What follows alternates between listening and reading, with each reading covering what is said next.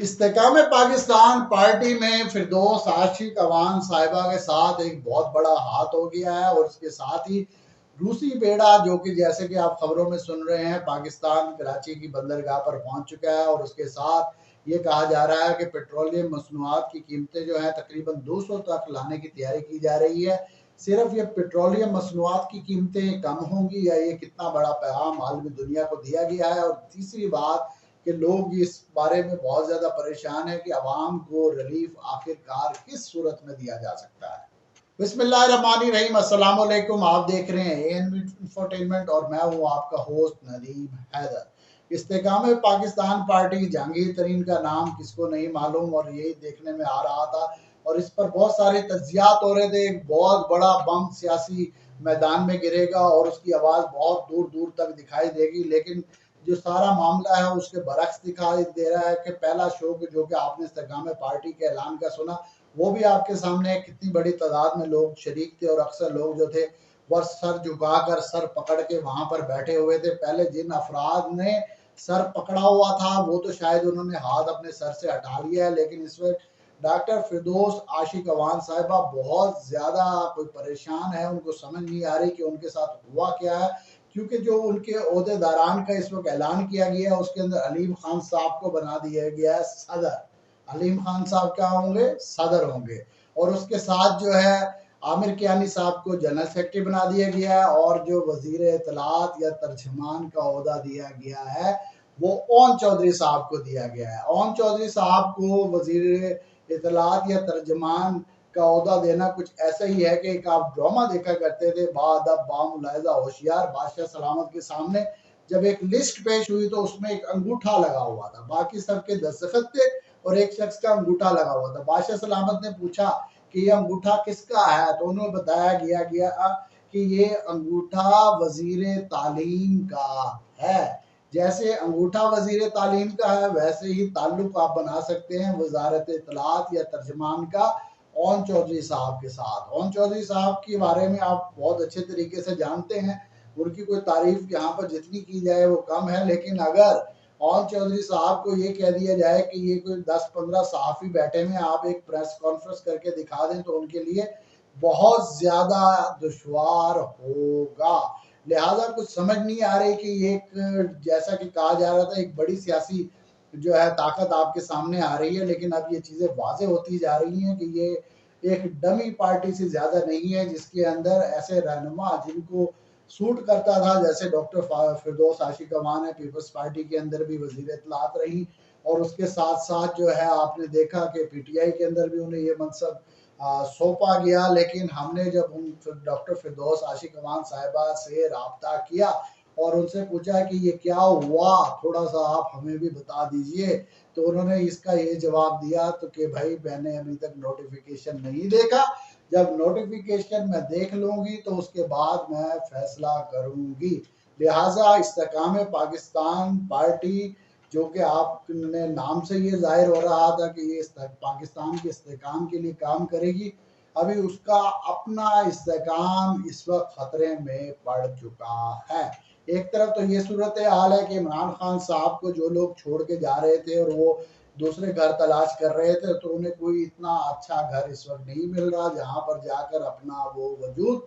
बरकरार रख सकें। और दूसरी खबर एक बड़ी ये थी कि रूसी बेड़ा पाकिस्तानी साहिल पर पहुंच चुका है और टनों के हिसाब से उसके अंदर फ्यूल है और ये पहला तारीख में ऐसा वाकया हुआ है कि कोई रूसी बेड़ा समंदर के रास्ते पाकिस्तान के अंदर इतनी बड़ी तादाद में जो है ऑयल लेकर पाकिस्तान पहुंचे। उससे पहले जो आपने जैसे कि देखा रूस की ख्वाहिश थी कि इन बंदरगाहों तक वो पहुंच सके और उसके लिए उसने एक बहुत बड़ा मार्च भी अफगानिस्तान में जो है शुरू किया जिसके अंदर वो कामयाब नहीं हो सका। तो ये सिर्फ बात जो है ये सिर्फ तेल की हद तक महदूद नहीं है, इसको थोड़े से आपको चाहिए कि वसी पैमाने पर इसके अंदर देखें कि खित्ते के अंदर, जैसा कि मैंने अपने गुज़िश्ता व्लॉग्स में भी ये बात की कि सूरत हाल बहुत ज़्यादा तब्दील हो रही है।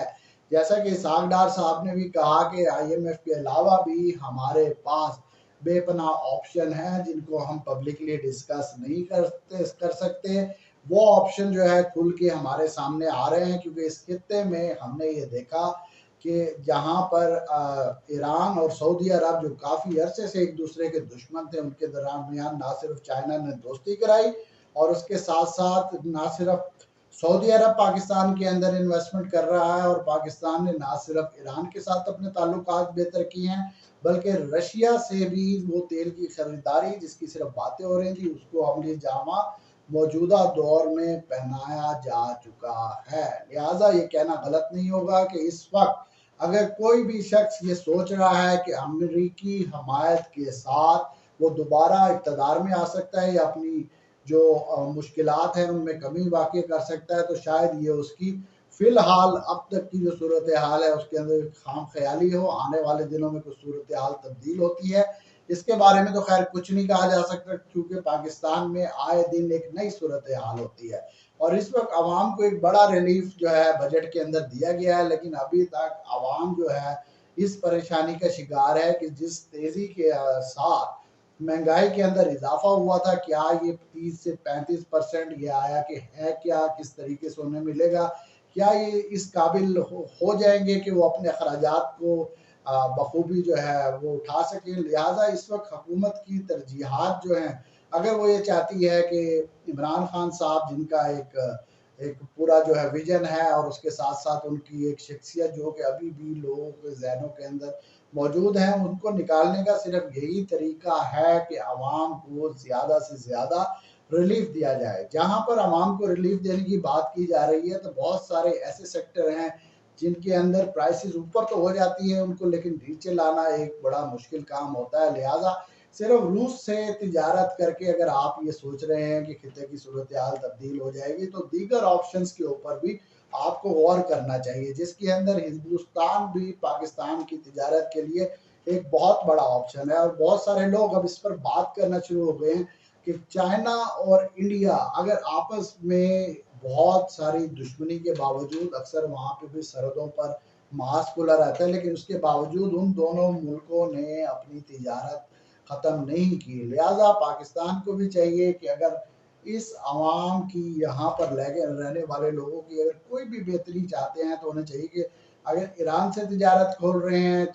چائنا کے ساتھ آلریڈی آپ تجارت